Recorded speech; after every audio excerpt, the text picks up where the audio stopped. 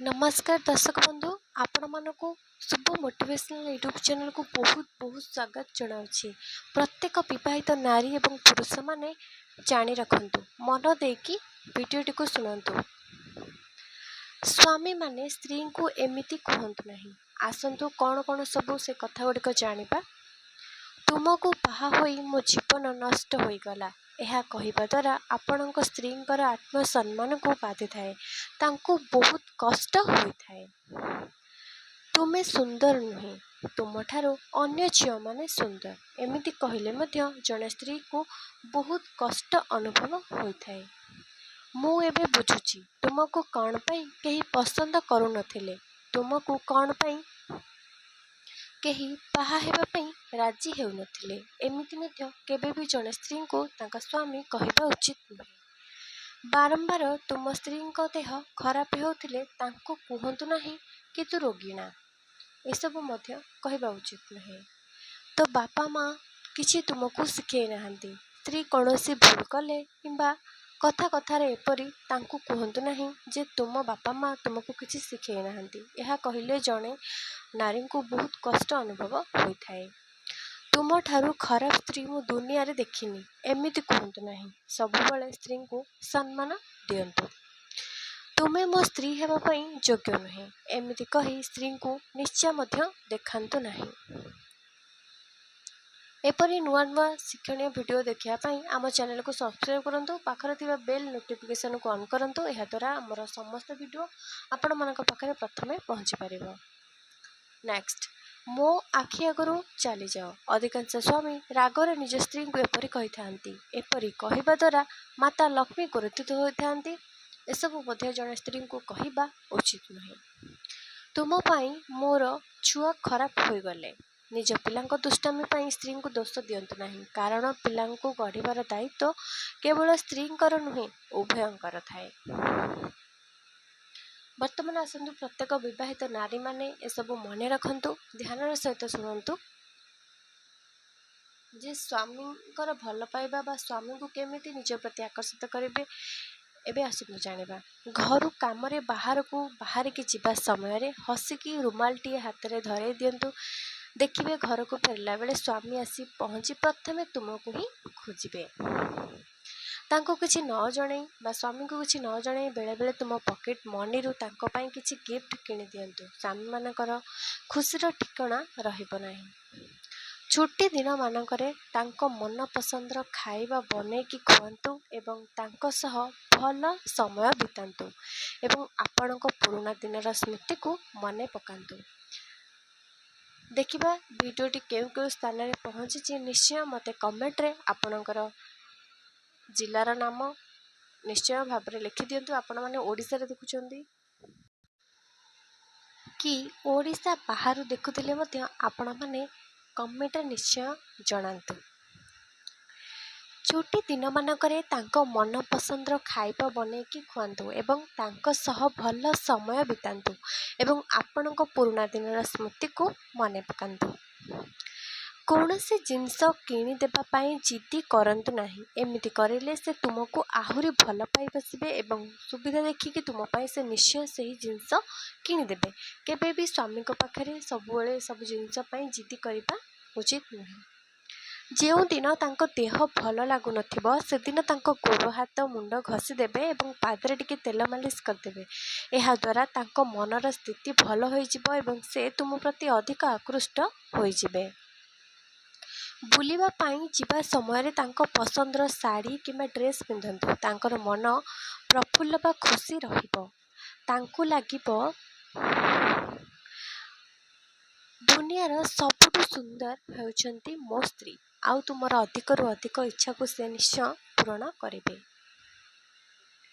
सासु एवं ससुर को यथेष्ट सम्मान एवं सेवा करने को चेष्टा करंतु। सासु एवं स्वामी सर्वदा प्रियर पात्र होइकी आपण रहिबे। बाप घरे स्वामी अधिक जत्न नियंतु, से तुमको आहुरी भल पाइबे। दरकार समय रे आपण संचय करिथिबा टंकारु स्वामी असमय रे किछि स्वामी हाथ रे दियंतु, तांकर मन कुंढे मोट होइजिबो। ନିଜକୁ ସବୁବେଳେ ସଫା ସୁତରା ରଖନ୍ତୁ ଏବଂ ସଜେଇ ହୋଇ ରୁହନ୍ତୁ। ଏହା କଲେ ସ୍ୱାମୀଙ୍କୁ ନିଶ୍ଚୟ ଭଲ ଲାଗିବ।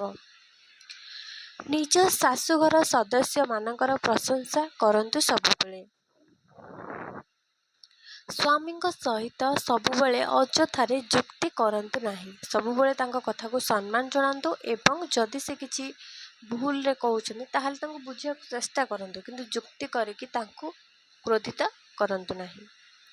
ସ୍ୱାମୀଙ୍କ ଅଫିସ କାମ କେମିତି ଚାଲିଛି ସେ ବିଷୟରେ ମଧ୍ୟ ସମୟ ସମୟରେ ପଚାରନ୍ତୁ।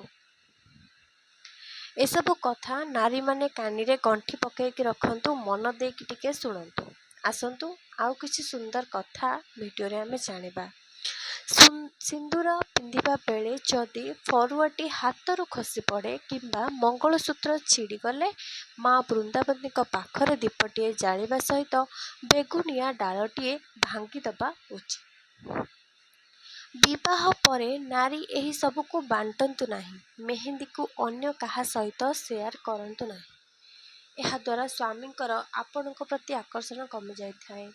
ଆପଣ ପିନ୍ଧୁଥିବା ପାଉଁଜି, ମୁଦି, ମଙ୍ଗଳସୂତ୍ର, କାନର ଯାହା ସବୁ ଗହଣା ଆପଣମାନେ ବାହାଘର ପରେ ପିନ୍ଧୁଛନ୍ତି ତାକୁ ବାହାଘର ପରେ ଅନ୍ୟ ନାରୀଙ୍କୁ ବା କାହାକୁ ଏସବୁ ଦେବା ଉଚିତ ନୁହେଁ। ବିନ୍ଦି ନିଜ ମଥାରୁ କାଢ଼ିକି ଅନ୍ୟ ମହିଳାଙ୍କୁ ଦିଅନ୍ତୁ ନାହିଁ। ଏହା ବହୁତ ହିଁ ଅଶୁଭ ହୋଇଥାଏ। ଚୁଡ଼ି ଓ ପାଉଁଜି ଏହି ଜିନିଷକୁ କାହାକୁ ସେୟାର କରନ୍ତୁ ନାହିଁ। ଏଥିଦ୍ୱାରା ସ୍ୱାମୀଙ୍କର ଆପଣଙ୍କ ପ୍ରତି ଭଲ ପାଇବା କମିଯାଏ। ତେଣୁ ଏଥିପ୍ରତି ଟିକେ ଧ୍ୟାନ ଦେବେ। କାଜଲକୁ କାହା ସହିତ ମଧ୍ୟ ସେୟାର କରିବା ଉଚିତ ନୁହେଁ। ଏହାଦ୍ୱାରା ନିଜ ସ୍ୱାମୀ ସହିତ ଭଲ ପାଇବା କମ୍ ହୋଇଯାଏ। ନାରୀମାନେ ପ୍ରତ୍ୟେକ ଦିନ ସ୍ନାନ ପରେ ସିନ୍ଦୁର ପିନ୍ଧିବା ସହିତ ନିଜ ଗଭାରେ ଏକ ଧଳାର ରଙ୍ଗ ଫୁଲ ପିନ୍ଧନ୍ତୁ। ଅନେକ ଶୁଭ ଫଳ ପ୍ରାପ୍ତ ହେବ।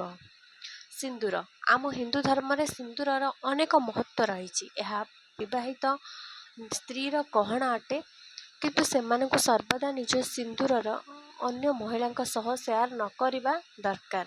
ଆପଣ ଯେଉଁ ଫରୁଆରୁ ସିନ୍ଦୁର ଲଗାଉଛନ୍ତି ସେଇ ଫରୁଆରୁ କେବେ ବି ଅନ୍ୟ କାହାକୁ ଦିଅନ୍ତୁ ନାହିଁ। ଯଦି କାହାକୁ ଦେବାର ଥାଏ ତେବେ ନୂଆ କିଣିକି ଆଣିକି ଦିଅନ୍ତୁ, କିନ୍ତୁ ଆପଣଙ୍କ ଫରୁଆରୁ କେବେ ଅନ୍ୟ ନାରୀମାନଙ୍କୁ ସିନ୍ଦୁର ଦିଅନ୍ତୁ ନାହିଁ। ଏହା ବ୍ୟତୀତ ଯେତେବେଳେ ସିନ୍ଦୁର ଲଗାଉଛନ୍ତି ଏକୁଟିଆ ଥିବା ବେଳେ ହିଁ ଲଗାନ୍ତୁ, ନହେଲେ ମୁଣ୍ଡରେ ଓଢ଼ଣି ପକାଇ ଲଗାନ୍ତୁ, ନହେଲେ ସ୍ୱାମୀ ସ୍ତ୍ରୀଙ୍କ ସମ୍ପର୍କକୁ ନଜର ଲାଗିଯାଇପାରେ। ନାରୀମାନେ ସର୍ବଦା ମଝି ସୁନ୍ତାନରେ ହିଁ ସିନ୍ଦୁର ପିନ୍ଧିବା ଉଚିତ। ମା ମାନେ 5 ଜାଗାରେ ସିନ୍ଦୁର ପିନ୍ଧିବା କଥା। ଆଜ୍ଞା ଚକ୍ର, ସିନ୍ଥି, କାନ, ଗଳା ଏବଂ ଚୁଡ଼ି। ଏହି 5ଟି ଜାଗାରେ ପ୍ରତ୍ୟେକ ଦିନ ସ୍ନାନ ପରେ ସିନ୍ଦୁର ପିନ୍ଧିବା ଉଚିତ।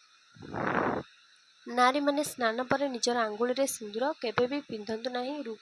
କେବଳ ରୂପା କଣ୍ଟା କିମ୍ବା ଝିଙ୍କ କାଠିରେ ସିନ୍ଦୁର ପିନ୍ଧନ୍ତୁ, କିମ୍ବା ତୁଳସୀ କାଠି, ଯେଉଁ ତୁଳସୀ କାଠି ଶୁଖି ଯାଇଥିବେ ତ ସେ କାଠିକୁ ଆପଣ ଆଣିକି ମଧ୍ୟ ସିନ୍ଦୁର ଲଗେଇ ପାରିବେ, ବ୍ୟବହାର କରିପାରିବେ, କିନ୍ତୁ ହାତରେ କେବେ ସିନ୍ଦୁର ଲଗେଇବେନି। ପ୍ରତିଦିନ ସକାଳେ ନିଦରୁ ଉଠିବା ପରେ ଅଳ୍ପ କଞ୍ଚା କ୍ଷୀର ସହିତ ଫାଳେ ଲେମ୍ବୁ ମିଶାଇ ନିଜ ମୁହଁରେ 1 ମାସ ଲଗାନ୍ତୁ। ଆପଣଙ୍କର ମୁହଁରେ ସୁନ୍ଦରତା ବୃଦ୍ଧି ପାଇବ। ଆଉ କିଛି ଗୁରୁତ୍ୱପୂର୍ଣ୍ଣ କଥା ମନ ଦେଇକି ଟିକେ ଶୁଣନ୍ତୁ। ସ୍ୱାମୀ ସ୍ତ୍ରୀଙ୍କ ସମ୍ପର୍କ ଦୁନିଆର ସବୁଠାରୁ ମୂଲ୍ୟବାନ ସମ୍ପର୍କ। ସେଥିପାଇଁ ନିଜ ସମ୍ପର୍କକୁ ସମ୍ମାନ ଦିଅନ୍ତୁ। ଗୋଟେ କଥା ମନେ ରଖନ୍ତୁ, ଜୀବନ ସାଥୀର ମହତ୍ତ୍ୱ ଆମ ଜୀବନରେ ଅଧିକ ଗୁରୁତ୍ୱ। ଜୀବନରେ ଅନେକ ଲୋକ ଆସିଥାନ୍ତି, ହେଲେ ଜୀବନ ସାଥୀର ଜାଗା ଟିକେ ଅଲଗା। ସେହି ଜାଗାକୁ ଆଉ କେହି ନେଇପାରିବେ ନାହିଁ। ସାରା ଜୀବନ ସାଥୀ ହିଁ ସାଥ ଦେଇଥାଏ। ସେଥିପାଇଁ ନିଜ ଜୀବନ ସାଥୀକୁ ସମ୍ମାନ ଦିଅନ୍ତୁ, ତାଙ୍କର ଯତ୍ନ ନିଅନ୍ତୁ, ତାଙ୍କୁ ବହୁତ ସାରା ଭଲ ପାଇବା ଦିଅନ୍ତୁ। ଏମିତି ନୂଆ ନୂଆ ଭିଡ଼ିଓ ଦେଖିବା ପାଇଁ ଆମ ଚ୍ୟାନେଲକୁ ସବସ୍କ୍ରାଇବ୍ କରନ୍ତୁ ଏବଂ ପାଖରେ ଥିବା ବେଲ୍ ନୋଟିଫିକେସନକୁ ଅନ୍ କରି ରଖନ୍ତୁ। ଏହାଦ୍ୱାରା ଆମର ସମସ୍ତ ଭିଡ଼ିଓ ଆପଣ ସର୍ବପ୍ରଥମେ ପାଇପାରିବେ। କେଉଁ ସ୍ଥାନରୁ ଭିଡ଼ିଓଟି ଦେଖୁଛନ୍ତି କମେଣ୍ଟରେ ନିଶ୍ଚୟ ଲେଖନ୍ତୁ। ଓଡ଼ିଶାରୁ କି ଓଡ଼ିଶା ବାହାରୁ କି ଓଡ଼ିଶାର କେଉଁ ଜିଲ୍ଲାରୁ ଆପଣମାନେ ଭିଡ଼ିଓ ଦେଖୁଛନ୍ତି ନିଶ୍ଚୟ ମୋତେ କମେଣ୍ଟରେ କୁହନ୍ତୁ, ମୁଁ ଜାଣିବାକୁ ଚାହୁଁଛି। ଆଉ ଭିଡ଼ିଓଟିକୁ ମଧ୍ୟ ସାଙ୍ଗମାନଙ୍କ ସହିତ ସେୟାର କରନ୍ତୁ। ଜୟ ଜଗନ୍ନାଥ, ଧନ୍ୟବାଦ।